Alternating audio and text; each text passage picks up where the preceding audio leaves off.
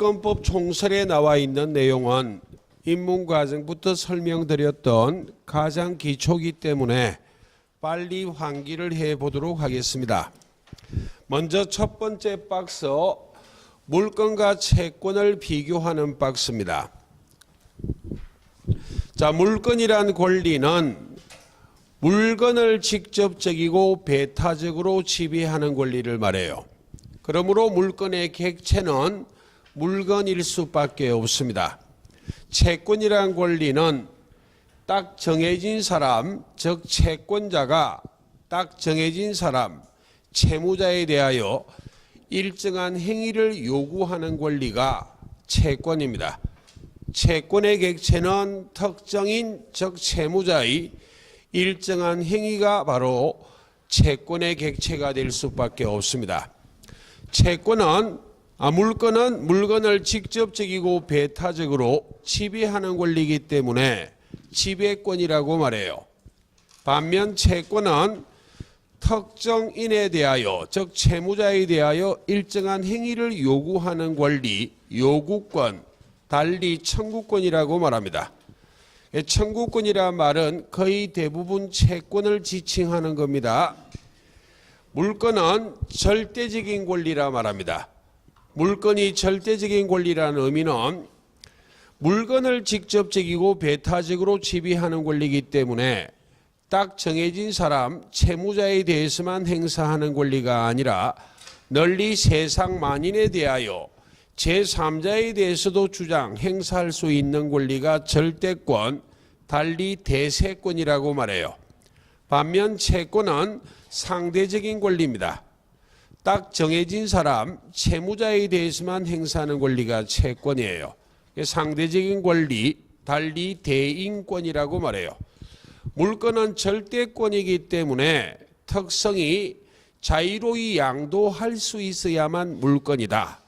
그래서 변칙적인 것이 전세권은 용익 물건, 물건임에도 불구하고 전세권 설정 계약할 때, 합의할 때, 전세권 설정 계약할 때 금지 특약을 맺을 수 있다는 것이, 양도 금지 특약 등을 맺을 수 있다는 것이 독특하다는 말입니다. 그걸 제외하고는 물건은 자유로이 양도할 수 있는 권리가 물건입니다. 채권은 상대적인 권리에 불과하기 때문에 양도할 수 없거나 양도성이 제한이 됩니다. 우리 시험의 임차권이란 권리는 채권에 불과하기 때문에 임차권을 양도하거나 임대차 목적물을 전대할 때에는 임대인의 동의를 얻어야 된다. 이런 게 양도성이 제한이 되는 모습이다 라는 이야기고, 물건은 절대적인 권리이기 때문에 무엇이 물건인지는 법으로 딱 정할 수밖에 없어요. 물건 법정주의가 지배합니다. 반면 채권은 상대적인 권리에 불과하기 때문에 계약 자유의 원칙이 지배되고 있어요. 물건이란 권리는 물권법에서 규정하고 있고 절대권이기 때문에 물권법의 규정들은 거의 대부분 강행 규정입니다. 그럼 강행 규정은 너무 많기 때문에 수업 시간에 강조하지 않습니다. 극히 일부 임의 규정만을 강조할 거예요. 임의 규정이 몇 되지 않기 때문에 그것을 기억하고 제가 강조하지 않는 물권법의 내용들은 전부 강행 규정이라고 이해하시면 되겠습니다. 반면 채권을 규정하고 있는 법률은 채권법이지만 우리 시험 범위는 채권법의 극히 일부 계약 파트만 시험을 치기 때문에 계약법이라 명명하고 있어요. 계약법에는 거의 대부분 임의 규정이고 극히 일부 강행 규정이 있습니다. 그럼 제가 수업 시간에 극히 일부 강행 규정을 강조할 것인데 그걸 제외하고는 전부 계약법에서 배운 내용은 임의 규정이라 생각하시면 돼요. 계약법의 임대차 중에 일부 강행 규정이 있어요. 그것도 편면적 강행 규정이 몇 가지가 있다. 그런 내용들을 설명드릴 겁니다. 그래서 물권법 총설 제1절에 나와 있는 내용들은 두 차례에 걸쳐 천천히 적었기 때문에 이번 순환은 다시 판서하지는 않습니다. 자, 한 장 넘기시고 권리의 주체 객체는 시험 범위가 아니기 때문에 물건의 객체 이런 건 물건인데 시험에 직접 잘 묻지는 않습니다. 자, 뒤로 넘어가겠습니다. 자, 민법 총식이 184조까지고 185조부터가 물건법이에요. 그러므로 215페이지 185조부터 설명을 드립니다. 여기부터가 본격적인 물건법 이론입니다.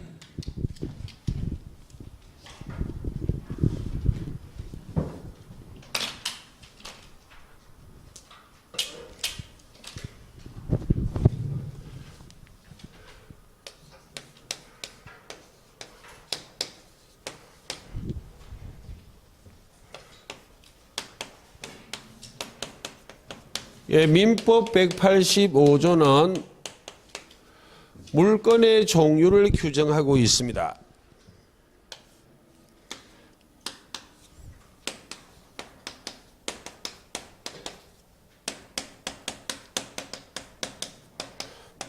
물건의 종류는 법률이나 관서법에 의하는 외에 임의로 창설하지 못한다.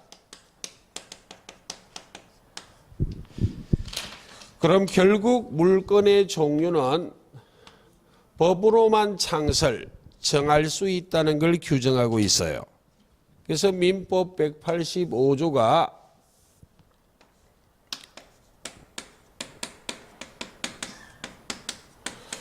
법법자 정할 정자 물건 법정주의를 천명하고 있다고 말해요.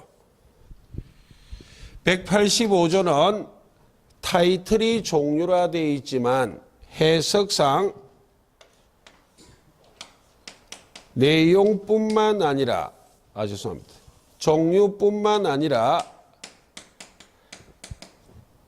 내용까지도 강제한다고 말해요. 물건법의 규정들은 거의 대부분 강행 규정이라 그랬죠. 예. 물건의 종류뿐만 아니라 해석상 내용까지도 강제하고 있다고 해석을 하고 있습니다. 그럼 이 종류 강제, 내용 강제를 위반하게 된다면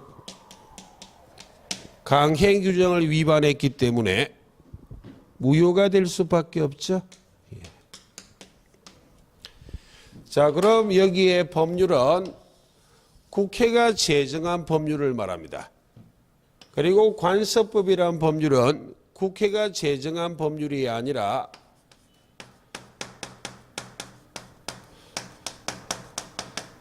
판례가 인정한 것이 관서법이에요. 그럼 국회가 제정한 법률은 민법 시간에는 두 가지로 나눌 수 있습니다. 민법하고 민법 이외의 법률이요. 민법이란 법률에는 물건의 종류를 8종을 규정하고 있습니다. 8가지요. 점유권, 소유권, 지상권, 지역권, 전세권, 유치권, 질권, 저당권. 민법 이외의 법률에는 물건의 종류를 아주 많이 규정하고 있어요. 그중에 우리 시험 범위는 딱 하나입니다. 민사특별법, 가등기 담보 등에 관한 법률에는 가등기 담보권이란 것을 물건으로 규정하고 있다. 민법 이외의 법률은 가등기 담보권 하나만 시험 범위예요. 그럼 판례가 인정하는 관서법상의 물건은 우리 시험 범위는 교재에 등장하는 건 2개예요. 관서법상의 법정지상권, 분묘기지권이요. 우리 시험 범위는 아니지만 동산의 양도담보도 판례가 인정하는 관서법상의 물건입니다. 자, 그러나 판례가 인정하는 관서법상의 물건에 포함되지 않는 게 있어요. 그게 교재를 보시면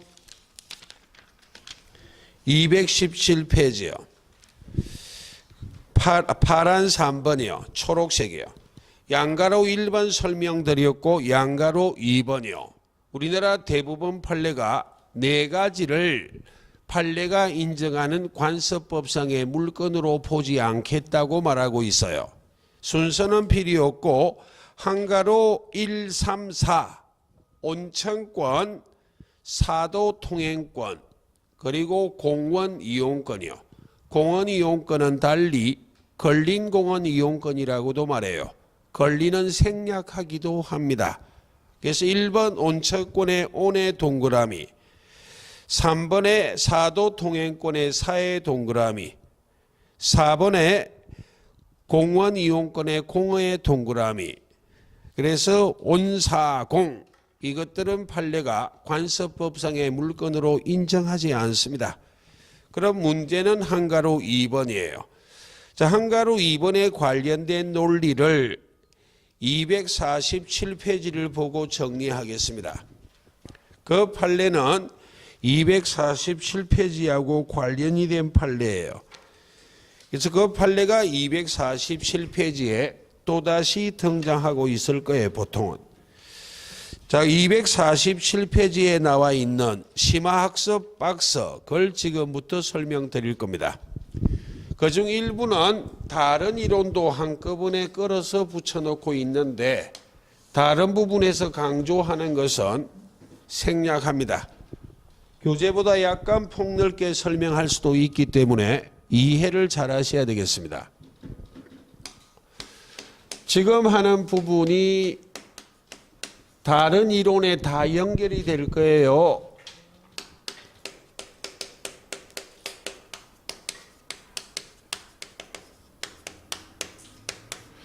자, 미등기 매수인은 어떤 법적 지위가 있는가 라는 걸 이해를 하셔야 됩니다. 물건을 부동산, 동산으로 나누었을 때 등기로 공시하는 것은 원칙 부동산이기 때문에 이 미등기 매수인이란 말은 부동산의 미등기 매수인을 말해요. 이 등기하지 않는 매수인은 어떤 법적 지위가 있는지를 이해를 해 보도록 하겠습니다. 예, 건물을 예를 들어 보겠습니다. 자, 가령 갑이 건물을 소유하고 있어요.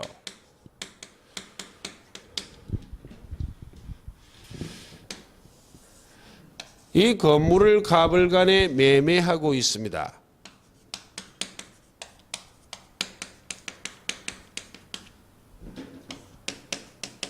갑이 매도인, 을이 매수인.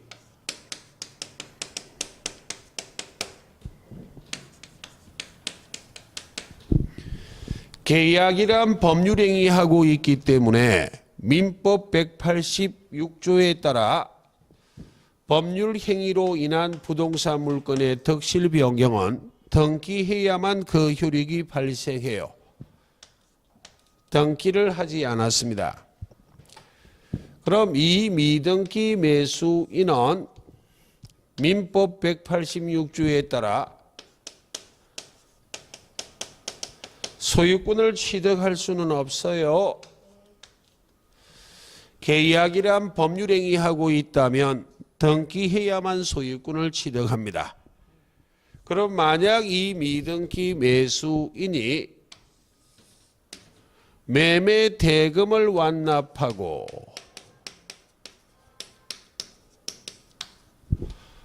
목적물을 인도받아, 지금 목적물은 제가 건물을 예를 들었습니다. 목적물을 인도받아 점유하여 사용수익하고 있다면 혹 소유권을 취득할 수 있을 것인가에 대하여 우리나라 대법원 판례는 계약이란 법률행위하고 있다면 물권 변동의 효력, 즉 소유권을 매수인이 취득하기 위해서 등기해야만 하지, 이 경우에도 소유권을 취득하지 못하는 것은 너무나 당연하다가 판례예요. 그럼 이와 같은 경우에 미등기 매수인 을은 혹 대금을 완납하고 건물을 인도받아 점유하여 사용 수익하고 있다면 소유권에 준하는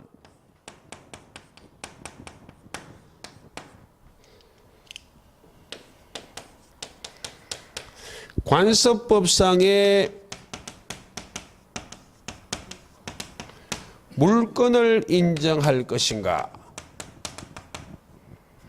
준하는이란 말은 비슷한 이렇게 이해도 돼요.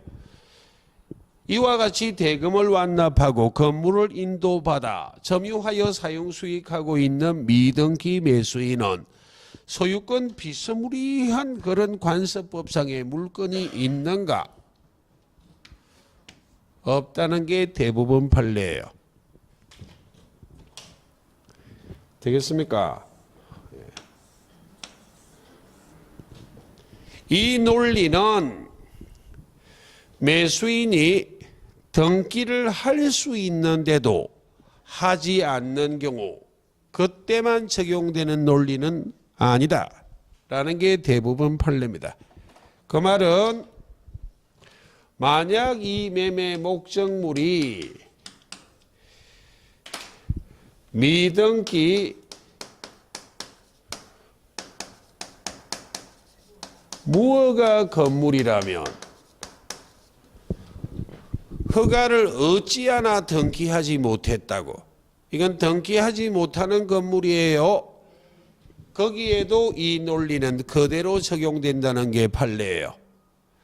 매수인이 등기를 할 수 있는데도 하지 않는 그 매수인에게만 이와 같은 논리를 전개하는 것이 아니라 건물 자체가 허가를 어찌하나 등기 못했다면 이건 등기 못하는 건물이에요. 현 상태는. 거기에도 이 논리는 그대로 적용한다는 것이 대부분 판례 입장이라고. 되겠습니까? 까지 기억하시고 그럼 이 경우 법률상 소유권은 매도인에게 있어요. 미등기 매수인이 소유권을 취득하지 못했다는 말은 법률상 소유권은 매도인에게 있다는 말인데 그럼 매도인이 이 미등기 매수인을 상대로 소유권에 기한 물권적 청구권, 다시 말하면 소유물 반환 청구할 수 있을 것인가?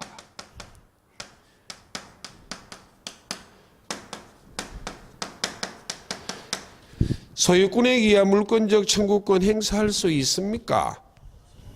없죠? 예. 아니 등기하지 않아 소유권은 취득하지 못해도 대금을 완납하고 목적물을 인도받아 점유하여 사용 수익하고 있다면 이 매수인의 점유는 매도인에 대한 관계에서 불법 점유다 아니다? 불법 점유입니까? 아니잖아요. 불법 점유도 아니고 이 매수인은 매도인에 대하여 무엇도 갖고 있다? 소유권 이전 등기 청구권까지 가진 자이기 때문에 이 경우 매수인은 매매 목적 건물을 점유하여 사용 수익할 권리도 있고 등기 청구권까지도 갖고 있는 매수인이기 때문에 아직 등기하지 않아 소유권은 취득하지 못했지만 이 건물의 점유가 매도인에 대한 관계에서 불법 점유가 아니기 때문에 매도인이 이 미등기 매수인을 상대로 소유권에 기한 물권적 청구권, 내 물건을 돌려달라고 소유물 반환 청구할 수는 있다 없다? 없어. 이 논리는 차후얼이 등기하지 않는 상태로 제3자인 병과 또다시 매매하고 건물을 병에게 인도했더라도 이 병도 을에 대하여 소유권 이전 등기 청구권이 있잖아요. 되겠습니까? 법률상 소유권이 매도인에게 있다 할지라도 미등기 매수인으로부터 적법 절차에 따라 점유를 이전받은 병에 대해서도 소유물 반환 청구, 소유권에 기한 물권적 청구권은 행사한다 못한다? 못해요. 그건 나중에 다시 할 내용이에요. 자, 그렇게 이해를 하시고 그 다음 만약 이 건물을 불법 점유하고 있는 자가 있어요. A가 적법한 권한 없이 이 매매 목적물 건물을 불법 점유하고 있다면 이 미등기 매수인 을이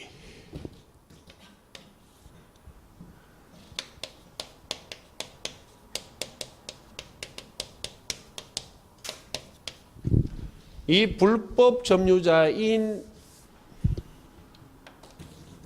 A를 상대로 소유권에 기한 물권적 청구권을 행사할 수 있을 것인가?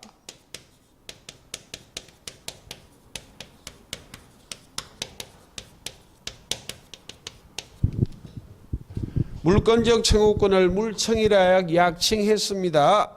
예. 라는 부분은 그냥 평이하게 서술하면 없다로 가야 돼. 그런데 나누어 봐야 됩니다.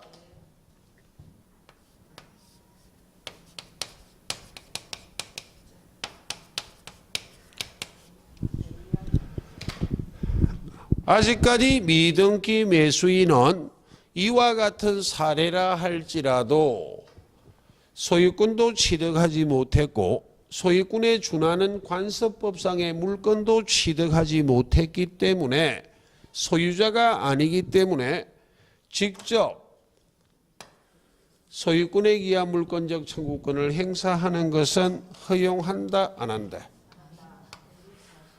이 경우는 대위해야 돼요. 대위한다는 말이 미등기 매수인은 소유자인 매도인을 대위하여 불법 점유자인 A를 상대로 소유권에 기한 물권적 청구권을 행사할 수 있을 뿐이지 미등기 매수인은 아직 소유권을 취득하지 못했기 때문에 직접 소유권에 기한 물권적 청구권을 행사할 수는 있다 없다? 없어요. 그럼 물권적 청구권을 행사 못한다 이런 말 아니에요. 만약 미등기 매수인이 목적물을 인도받아 점유하여 사용 수익하고 있다면 이 미등기 매수인에게 소유권은 인정되지 않지만 무엇은 인정이 된다고? 점유권이란 권리는 소유권과 같은 본권이 있든 없든 어떤 물건을 사실상 지배만 하고 있다면 인정된다 그랬죠. 예, 그럼 제가 빨간 걸로 예를 든 사례는 이 미등기 매수인에게 점유권은 인정되기 때문에 이 상태에서도 불법 점유자를 상대로 점유권에 기한 물권적 청구권은 직접 행사할 수 있다 없다? 있어요. 여기는 직접이란 말은 잘 안 써요.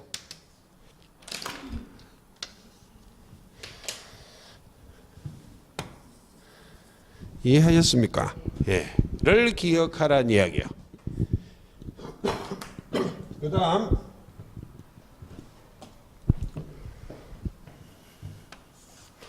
나중에 물권적 청구권 할 때 다시 할 내용을 총괄적으로 설명드리고 있어요.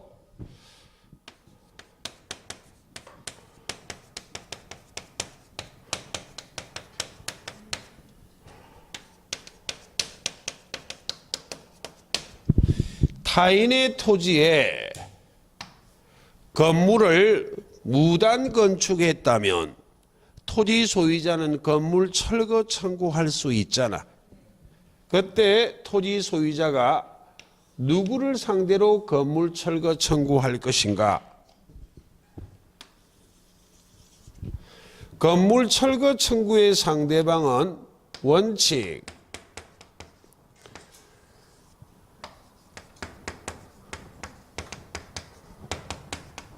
건물 소유자에게 건물 철거 청구하는 거 아닙니까? 건물 소유자가 아닌 자에게 건물 철거 청구할 수 있다면 쉽게 허락해 버릴 수 있어요. 가령 예를 들어 제가 남의 건물을 빌려 쓰고 있어. 달세 한두 달 밀렸더만 건물 소유자 엄청 딱딱거려요. 성질나 미치겠어. 돈 없는 것도 지금 성질나 죽겠는데 딱딱거리니까 더 미치겠다고요. 근데 마침 건물이 철거 대상인지 철거 청구에 오면 빌어먹을 놈 혼나봐라 하고 성낙해버리면 된다 안 된다. 이런 이야기입니다. 이런 이야기. 건물 철거 청구의 상대방은 원칙 누구다? 건물 소유자예요. 그럼 이것만이라면 설명하겠습니까? 예외가 있다는 거 아니냐고요.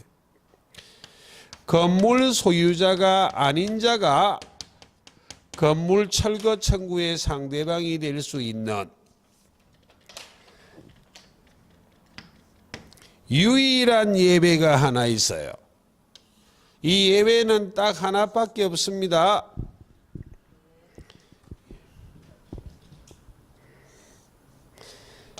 제가 예를 드는 이 미등기 매수인은 등기하지 않아 소유권도 취득하지 못했고 소유권에 준하는 관습법상의 물건도 없지만 이와 같은 구조라면 이 건물을 미등기 매수인이 법률상 사실상 처분할 권한은 있을까요? 없을까요? 있다니까요. 여기에 법률상 사실상 처분권이란 말이 소유권하고 소유권에 준하는 관습법상의 물건하고 전혀 다른 개념이에요. 이 표현을 쉽게 접근한다면 미등기 매수인이 대금을 완납하고 건물을 인도받아 점유하여 사용 수익하고 있다면 이 건물을 미등기 매수인이 제3자에게 팔아먹으면 매도인이 법률상 아직 소유권은 나에게 있다고 못 팔게 합니까? 대금 완납했는데 지금 매도인은 만족한 상태예요. 건물을 팔아먹든 때리 부수든 관심이 있다 없다? 없다니까요. 그런 권한이 무엇이다? 법률상 사실상 처분할 권한이요. 되겠습니까? 그래서 이와 같은 구조의 대금을 완납하고 건물을 인도받아 점유하여 사용 수익하고 있는 미등기 매수인은 아직 등기하지 않았지만 이 건물을 지 맘대로 할 권리는 있다 없다? 그게 법률상 사실상 처분권이에요. 그렇지만 아직 건물 소유자다 아니다? 건물 소유자는 아니지만 만약 갑이 남의 토지에 무단 건축한 상태에서 이 건물을 을에게 팔아먹었다면 을이 이와 같은 구조지만 미등기 매수인이라면 건물을 지 맘대로 처분할 수 있는 권한은 있기 때문에 토지 소유자가 건물 철거 청구할 때 이 미등기 매수인을 상대로 건물 철거 청구할 수 있다 없다? 있다니까요. 소유자가 아닌 자에 하나 드러났네 지금요. 건물 철거 청구의 상대방은 건물 소유자인데 건물 소유자가 아닌 자가 건물 철거 청구의 상대방이 될 수 있는 유일한 예외다. 유일한 예외.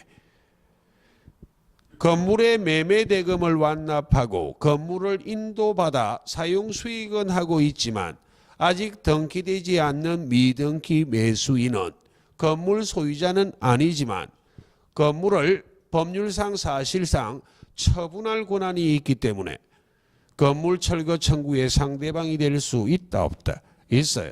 이런 걸 나중에 물권적 청구권 할 때 복잡한 판례가 이 미등기 매수인의 법적 지위에서 나온 논리예요.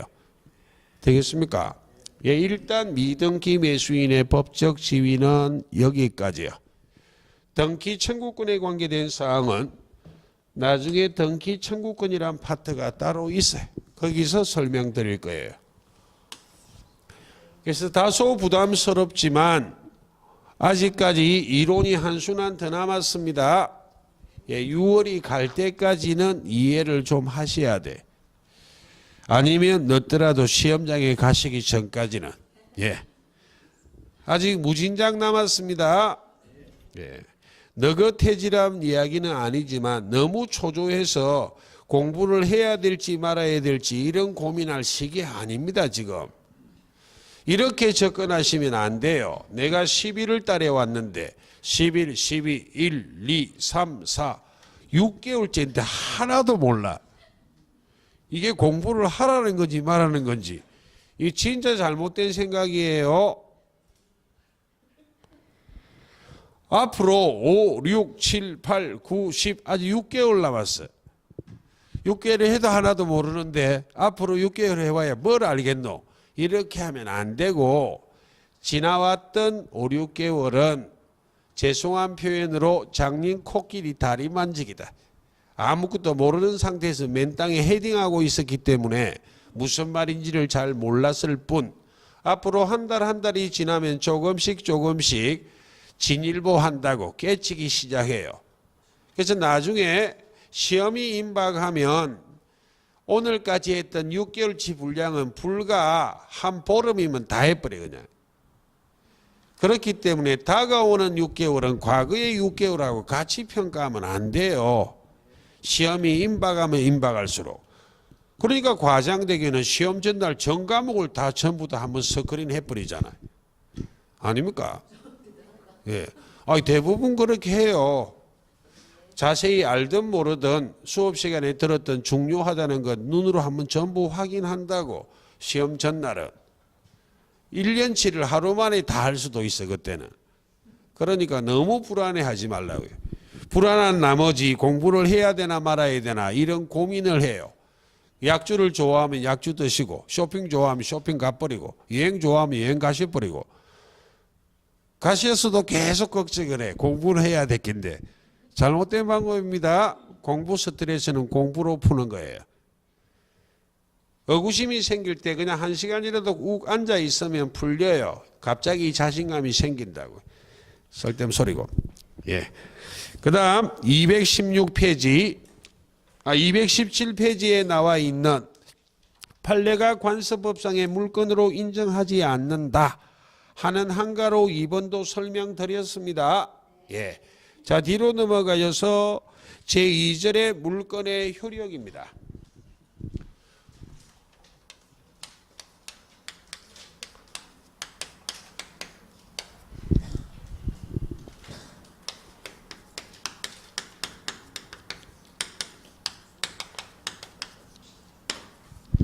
자, 물건의 일반적 효력이 두 개가 있어요. 그 중에 우선적 효력입니다.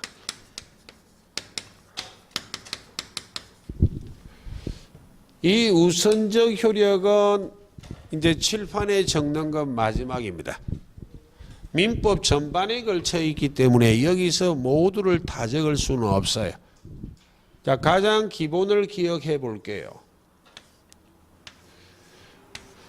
자, 물건 하나가 있어요. 동일한 물건이다. 이 물건 하나에 둘 이상의 권리가 있을 수 있다고. 동일한 물건에 A란 권리도 있고 B란 권리도 있습니다. 그럼 이 동일한 물건이 둘 이상의 권리를 전부 만족을 시킨다면 A, B 권리는 충돌을 한다, 안 한다? 안 해. 그런데 하나의 물건 위에 둘 이상의 권리가 있고 이 하나의 물건, 동일한 물건이 둘 이상의 권리를 전부 만족시킬 수 없는 상태를 권리의 충돌이라 말해요. 권리가 부딪혔다는 말이에요. 이렇게 권리의 충돌이 발생하면 필연코 닥치는 문제가 무엇의 문제가 닥친다고? 권리의 순위의 문제가. A란 권리가 우선할 것인지 B란 권리가 우선할 것인지 권리의 충돌이 발생하면 무엇에 문제가 생긴다고? 권리의 순위가. 그 권리의 순위와 관계된 물건의 일반적 효력이 우선적 효력이에요.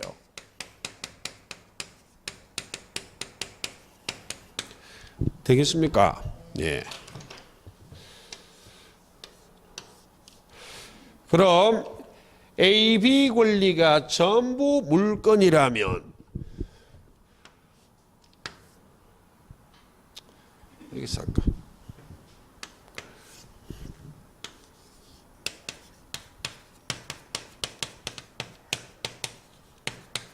물건 상호 간의 권리의 충돌이 발생한 경우 권리의 순위를 어떻게 결정할 것인가?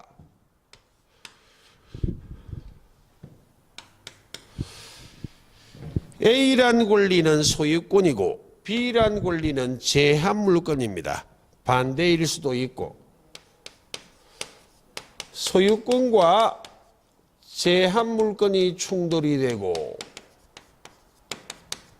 권리의 순위가 문제가 된다면 무엇이 우선할 것인가?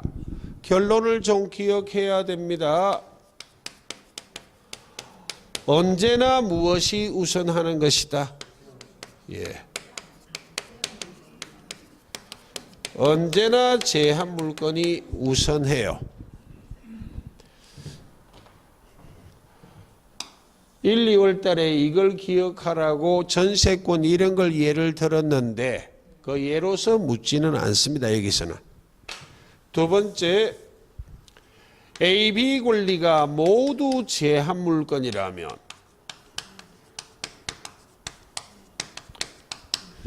제한 물건 상호 간에 권리의 충돌이 발생했다면 권리의 순위는 어떻게 결정할 것인가?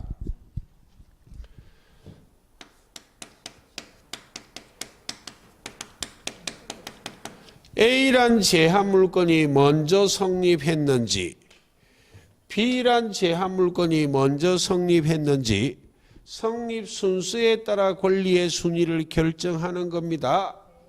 그런데 A란 제한 물건과 B란 제한 물건이 모두 등기하는 권리라면 성립 순서를 달리 무엇이라고도 말해? 등기한 순서요. 그래서 같은 의미로 쓰이지만 똑같은 말은 아니에요. 왜? 우리 시험 범위의 제한 물건 중에도 등기하지 않는 제한 물건이 있거든. 유치권이요. 유치권은 등기를 하지 않기 때문에 A, B 중에 유치권이란 제한 물건이 있다면 성립 순서를 따져야 됩니다. 예, 그 말이에요. 그래서 성립 순서와 등기한 순서는 주로 같은 의미로 쓰이지만 똑같은 말은 아니에요. 그래서 A도 저당권이고 B도 저당권이면 둘 다 등기하는 권리이기 때문에 무엇이 먼저 등기됐는가 거기에 따라 권리의 순위를 결정한다는 이야기야. 그럼 두 번째요.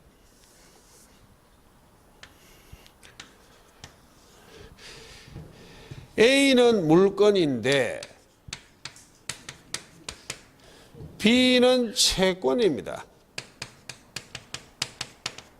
물건과 채권이 충돌이 되고 권리의 순위가 문제가 된다면 어떻게 권리의 순위를 결정할 것인가? 예, 고맙습니다. 물건은 절대적인 권리고 채권은 상대적인 권리에 불과해요. 그러므로 원칙적으로 절대권인 물건이 우선합니다.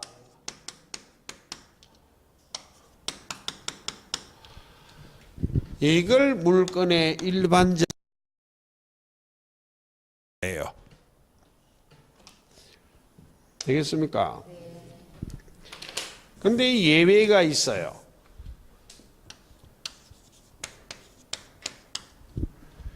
예외적으로 예외가 두 개가 있어요. 채권이 물건만큼 보호되는 채권이 있고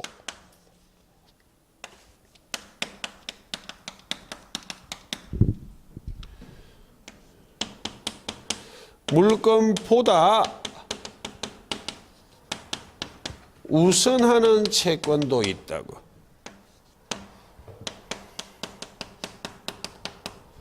그럼 먼저 물건만큼 보호되는 채권이란 이야기는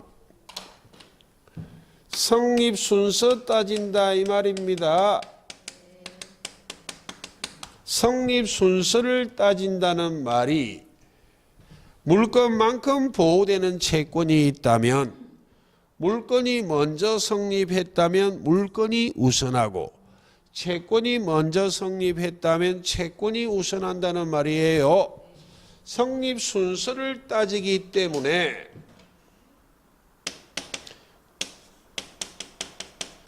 이 채권을 인정되는 채권이라고 말해요. 우선 변제권이 인정되는 채권의 가장 대표적인 예.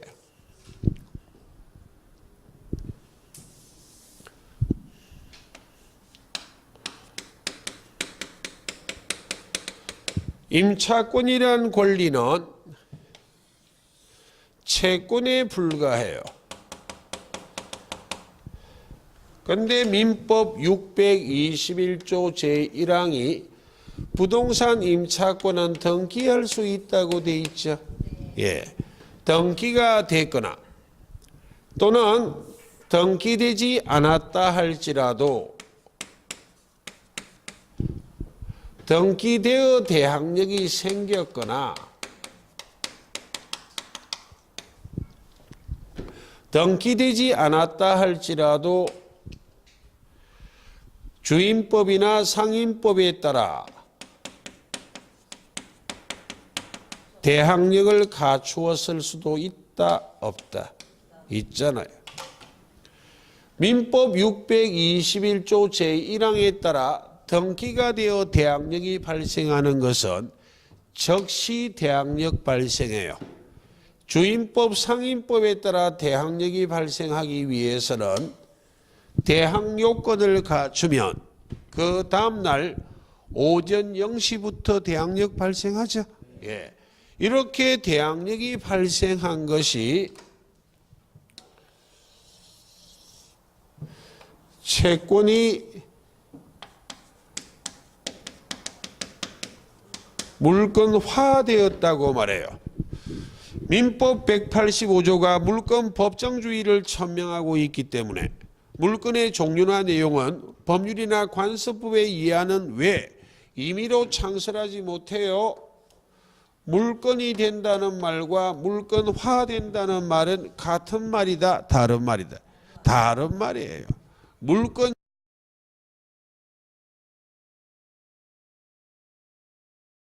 상대적인 권리가 채권자가 채무자에 대해서만 행사하던 권리가 제3자에 대해서 임차권을 행사, 대항, 주장할 수 있다 없다? 있다 이거. 그게 물건화되는 거예요. 그 다음 물건보다 우선하는 채권이요. 물건보다 우선하는 채권이란 이야기는 언제나 채권이 우선한다는 말이에요. 언제나 채권이 우선하기 때문에 이 채권을 우선 변제권이 아니라 최우선 변제권이라고 말해요.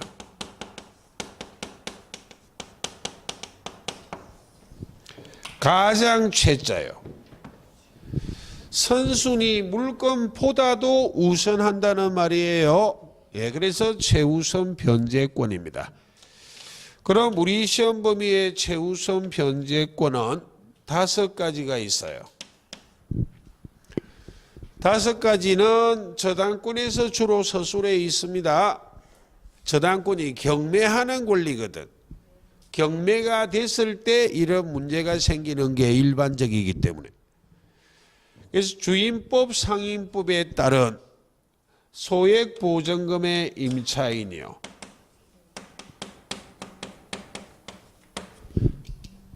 소액보증금의 임차인은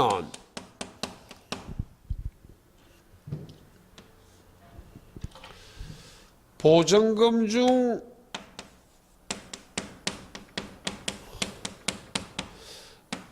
일정액을 선순위 물권자보다도 우선하여 배당, 변제받습니다. 그렇지 않다가는 국민의 주거생활의 안정을 도모할 수 없어. 보증금 자체가 소액이란 이야기는 일반적으로 경제적 여력이 적다고 본다고. 그래서 보증금 중 일정액을 최우선 변제받지 못하다가는 길바닥에 나앉을 수도 있다.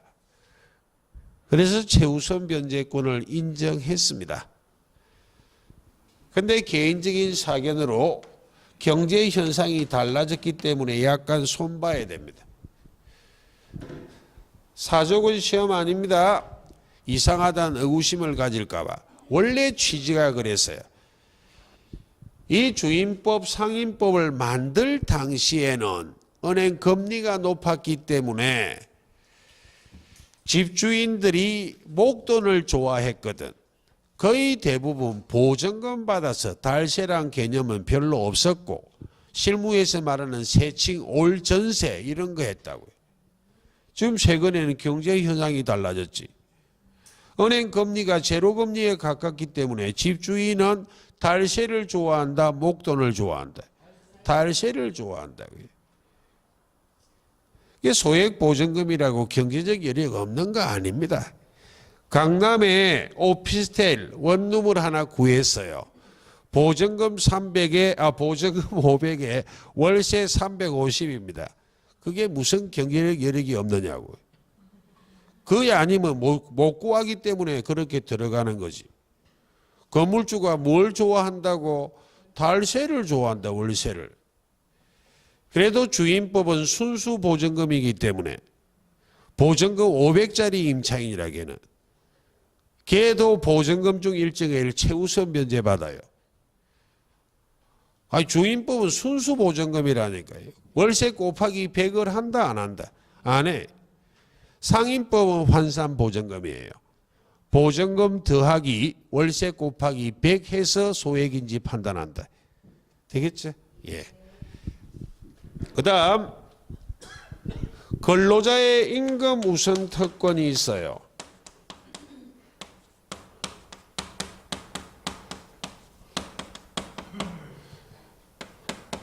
임금 채권은 채권입니다. 이 정도만 하면 돼. 근로자의 임금이요. 채권에 불과한데도 근로관계가 종료, 끝장이 나면 일정액을 최우선 변제받지 못하면 식솔들을 거느리고 길바닥으로 나와야 될지도 몰라. 자세한 내용은 변화 없어요. 최종 3년분의 퇴직금, 최종 3월분의 임금, 재해보상금과 같은 채권은 최우선 변제권이에요. 자, 세 번째,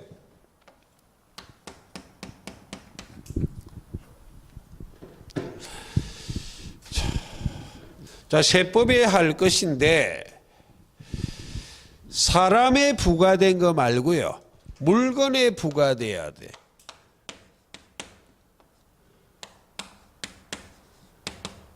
물건에 부과된 국세, 조세 채권이요. 이걸 이른바 당해세라고 말해요. 현행 세법은 제가 잘 모르겠고 이 판례가 나올 당시에 세법이 당해세라 명명했어. 사람에 부과된 국세는 성립 순서 따집니다. 물건에 부과된 조세 채권, 국세, 이른바 당해세는 최우선 변제권이에요. 그래서 아직까지 권위주의 잔재가 남아 있어요. 법률이 발달된 유럽은 사람에 부과됐던 물건에 부과됐던 그 법정 기일하고 다른 물건하고 성립 순서 따져요. 이게 최우선 변제권이라고 기억하라 지금 이야기합니다. 모든 정부는 세금에 혈안이 되어 있잖아요. 눈을 벌겋게 뜨고 세금 거들려고 혈안이 돼 있어. 아닌 채 하고 있어. 조세 저항에 부딪힐까 봐. 조세 저항에 부딪히는 것이 가장 확실한 것이 선거 의무 아닙니까? 세금 너무 많이 걷어들이고 힘들면 다음 선거 때 정권 바꿔버리면 되지. 국민들이. 직접 부딪히고 횃불을 들 수도 있지만 그게 아니라 선거혁명을 일으켜도 되거든. 그러니까 아닌 채 하면서 세금을 모든 정권들이 다 거두고 있다고요. 담배 안 좋다 하면서 그럼 차라리 담배를 못 피우게 확 잘라붙지. 그럼 세금 때문에 절대로 그래 못한다니까요. 그 말입니다. 예. 그렇기 때문에 우리나라는 아직 정근대적으로 조세채권 중에 물건에 부과된 조세채권, 이 국세는 최우선 변제권이에요. 일단 정부가 먼저 받아들이겠다 이렇게 돼 있어. 비합리적입니다. 나중에 개정해야 되거든요. 현재는 그렇게 돼 있어요. 권위주의 잔재가 남아 있어 아직까지. 그 다음에 저당권 할 때 했었죠. 저당권 실행 비용이요. 저당권이란 권리는 목적물을 점유하지 않는데도 저당권이 설정된 이유는 변제기에 채무를 변제하지 않는다면 저당 목적물을 경매하기 위해 존재하는 권리입니다. 저당권이란 권리의 실행, 저당권의 행사는 경매를 말해. 저당권 실행 비용이 무엇을 말한다? 경매 비용이요. 절차가 그렇게 돼 있어요. 경매 절차가 경매 신청하는 자가 일단 우선하여 비용을 부담하고 낙찰이 되면 낙찰 대금으로부터 그 무엇보다도 우선하여 돌려주겠다 이 말입니다.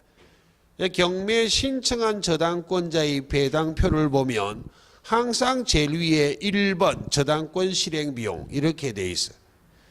되겠습니까? 최우선 변제권이에요. 나중에 저당권 할 때 이런 거 할 거예요. 제3취득자의 지위할 때 제3취득자의 비용상한 청구권이요.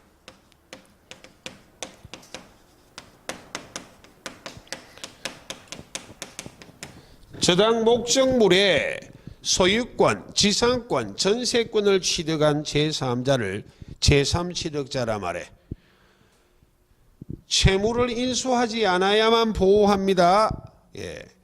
경매가 되고 소유권을 상실해 버렸다면 그 목적물의 비용을 지출한 것은 그 누구보다도 우선하여 경매 대가에서 돌려주겠다고 돼 있어. 최우선 변제권이요. 그래서 대표적인 최우선 변제권이 이렇게 5개가 있어.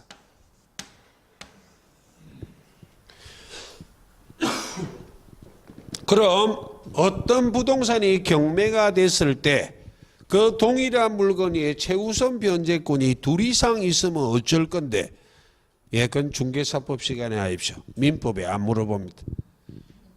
되겠습니까? 2 이상이 있다면 저것들 내부끼리 또 권리의 순위가 있어요. 참고로 최우선 변제권의 왕초는 이겁니다. 저당권 실행 비용이요. 이 둘은 불쌍하잖아. 순위가 같아요. 민법에 그런 거 안 물어봅니다. 자, 그렇게 이해를 하시면 되겠습니다. 그럼 이번 시간은 물건의 일반적 효력 중 우선적 효력을 설명드렸고, 다음 시간은 물건의 일반적 효력 중 물건적 청구권을 확인할 거예요. 220페이지요. 예, 잠깐만 쉬겠습니다. 예.